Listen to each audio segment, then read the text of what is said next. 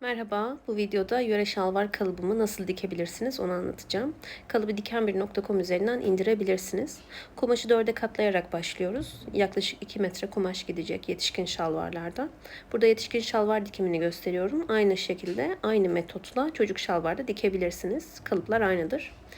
Kumaşı 4'e katlayarak başladık. Bunu kağıt üzerinde de gösterdim daha basit anlatabilmek adına. 2 kere kumaş katı olan yere ana kalıplarımızı kumaş katında olan yerlerine yerleştireceğiz. Şimdi ilk olarak en büyük kalıp olan yan beden kalıbını yerleştiriyorum. Kalıbı desen yönüne dikkat ederek yerleştirin. Burada düz bir kumaşa yerleştirdiğim için ben desen yönü olmadığı için iki tarafa da yerleştirebiliyorum.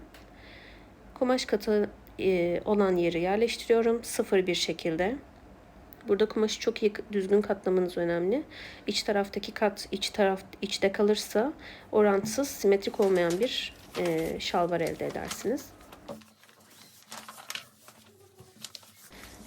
Bu şekilde iğneledikten sonra ikinci büyük kalıbımı yerleştiriyorum. Bunu kumaş katı olmadığı için kenara doğru yerleştiriyorum. Çünkü kumaş katı olan yere cep kalıplarımı ve pervaz kalıbımı yerleştireceğim.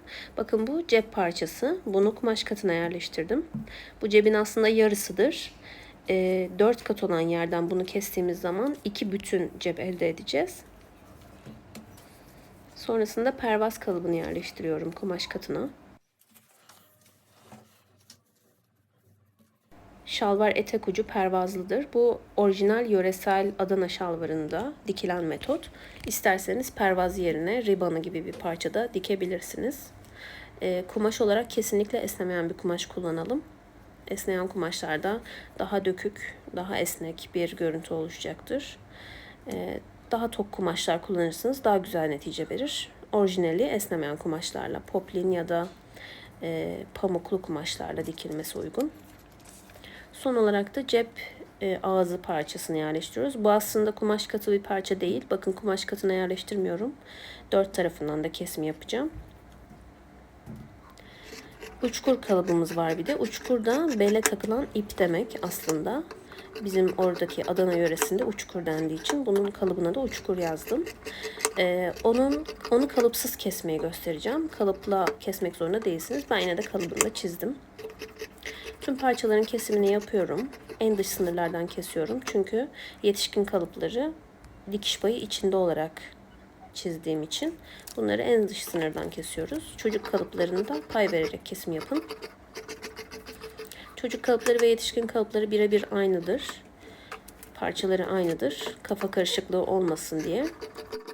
Kalıp yanında gönderdiğim ek bir dosya var. O dosyada da tek parça olarak eksiz nasıl dikebilirsiniz onu şematik olarak anlattım.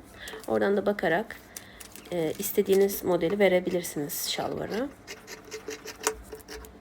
Büyük parçaları da kesiyorum aynı şekilde.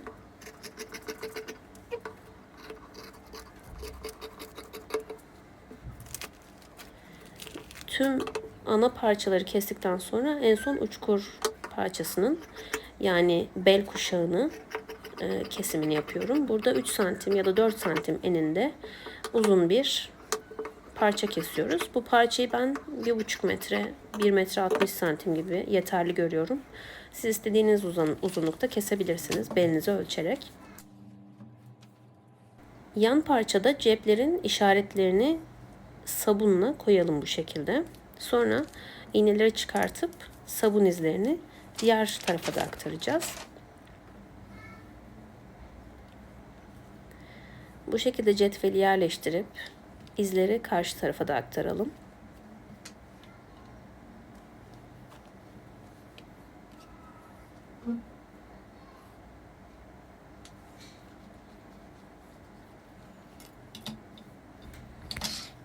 Bu kumaş katında bir parça olduğu için şu anda bir tane kumaşı çizmiş olduk. Arka tarafındaki kumaşı çizmek için yine cetvel yardımıyla arka tarafa da izler alıyoruz.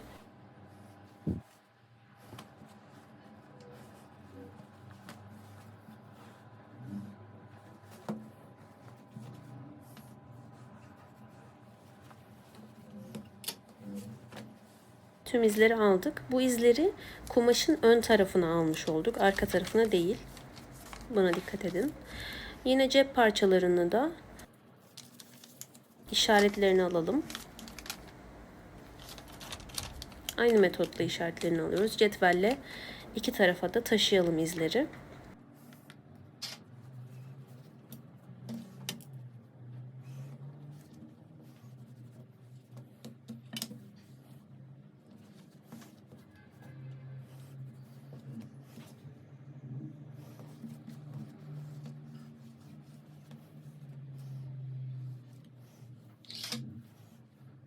Cebin izlerini de taşıdıktan sonra yan beden parçasına tekrar geri dönüyoruz ve cep dikimine başlıyoruz. Cep ağzı parçalarını gösterildiği gibi kumaşın düz yüzüne yerleştiriyoruz. Ve 1 santim, ortadan 1 santim mesafede 2 tane çizgi çiziyoruz. Orta çizgiye paralel çizgiler çiziyoruz. Burada iki taraflı fileto cep dikiyoruz. Fakat fileto cebi orijinal yöresel dikimde bu şekilde diktikleri için ben de bu şekilde göstermek istedim. Böyle diktiğinizde hatasız dikersiniz. Bunu katlayıp da dikebilirsiniz. 2 kat katlayıp da o şekilde de dikebilirsiniz. Fakat bu şekilde hatasız bir dikim olacaktır. Arka tarafından sabunla gösterdiğim şekilde çizelim. Ve çizdiğimiz yerlerden kesimini yapalım. Keserken arka taraftaki cep ağzı parçalarını kesmemeye dikkat edelim. Bu kesimi tersinden yapıyoruz. Dikişleri daha net görelim diye. Fakat elimizle iç taraftan parçaları kontrol ediyoruz kesmemek için. Kesince bakın düzünden bu şekilde görünür. Şimdi cep ağzı parçalarını tersine doğru çeviriyoruz.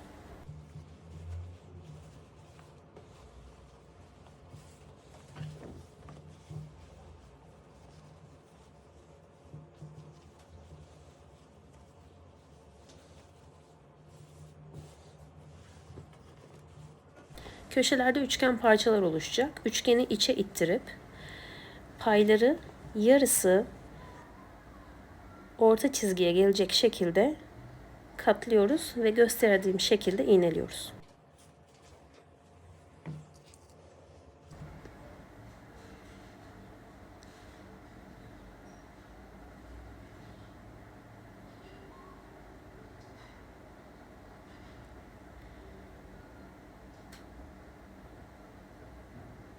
Bunu iki taraflı fileto cep diye de dikebilirsiniz. O şekilde aratabilirsiniz dikimini.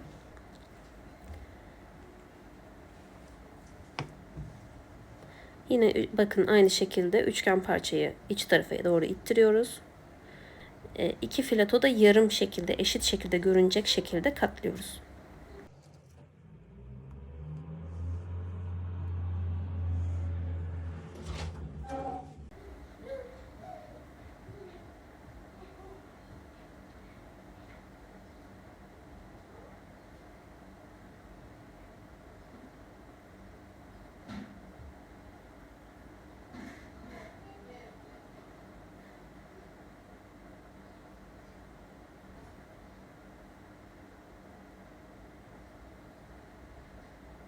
Burası biraz dikkat isteyen bir aşama. Şalvar dikiminin en önemli kısmı da burası. Bundan sonrası çok daha basit dikilen kısımlara geçecek. Bu şekilde katladıktan sonra ütüsünü yapalım.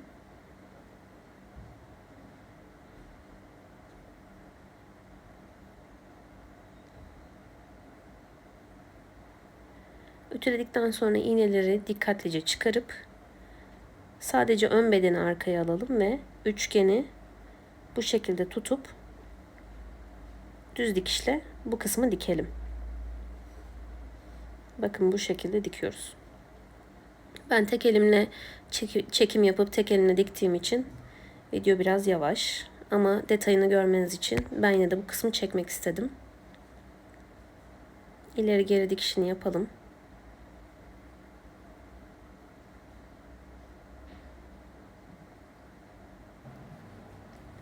Dikimi yaptıktan sonra arka taraftan üst tarafın payını 1 santim kalacak şekilde keselim. Alt tarafı kesmeyelim ve tüm çevreyi overlock çekelim.